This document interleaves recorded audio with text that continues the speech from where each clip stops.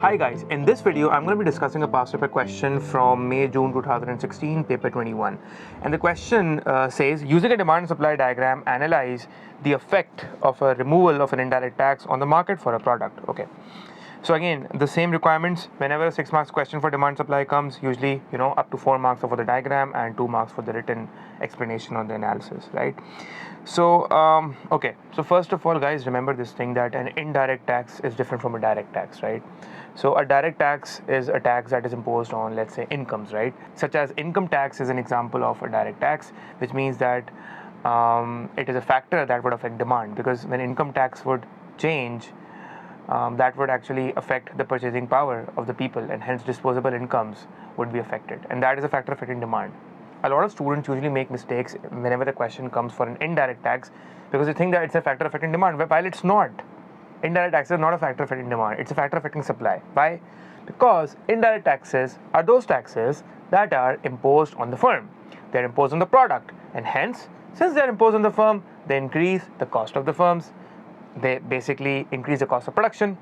So when you're removing an indirect tax that was initially imposed on the firm, obviously it would reduce the cost of production for firms. Their cost will fall, and when their cost will fall, they will be willing and able to supply more output, because now they're kind of more incentivized, because now their profitability would rise since a decline in cost. So they're like, okay, yes, come on, let's produce more output in the market, right? Let's supply more output in the market. So what will happen is, in this question, simply supply curve will shift outwards, it will shift to the right. So we'll draw a supply curve, hence that supply curve would shift outwards towards the right from S to S1. And as a result of that, the new equilibrium point would again be where S1 would intersect the original demand curve, and that would be a point at E1, which is this is the equilibrium E1, right? And this is the old equilibrium E, and hence as a result of that, what's happening is that the market prices are falling from P to P1, and the quantity that is traded in the market is rising from Q to Q1. So quantity traded is rising because obviously you're supplying more, which means there's more output in the market, and since prices are falling, so basically there's an extension in the demand. It's becoming cheaper for consumers to now purchase a product, and plus there's a lot more product out there in the market. So definitely more will be purchased by the consumers. Hence quantity traded increases. Perfect. And why prices are falling? Prices are falling because obviously since supply has increased, the supply has exceeded the demand. Remember that mechanism I taught you in the previous videos? So when supply increases, it results into a shortage, and hence to eliminate that shortage, prices starts falling in the market until the new equilibrium is reached at E1. So this is the diagram. Make sure the diagram is correctly labeled. All the axes are labeled.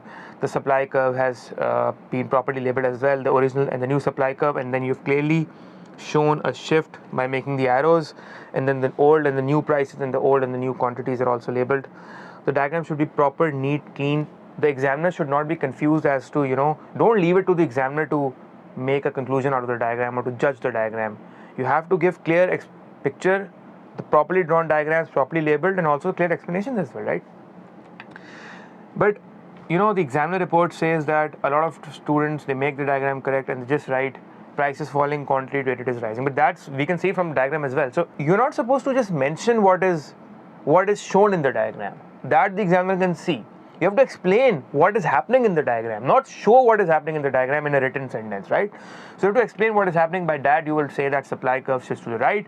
So you'll say that supply basically rises from S to S1, and then you will say why does this happen? Because when you're removing an indirect tax, that actually results into a fall in cost of production, and hence profitability rises. Suppliers are now willing and able to produce more output because they know that now they can make more profits out of it.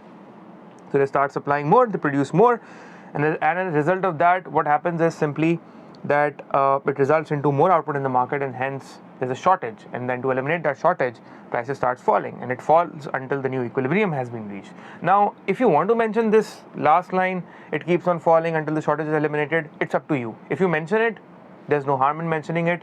If you don't mention it, again, you won't be penalized for it. But again, at least the minimum criteria to answer such questions is that you need to explain that why supply curve has shifted to the left, why supply curve has shifted to the right in this case, and that is due to a fall in the cost of production.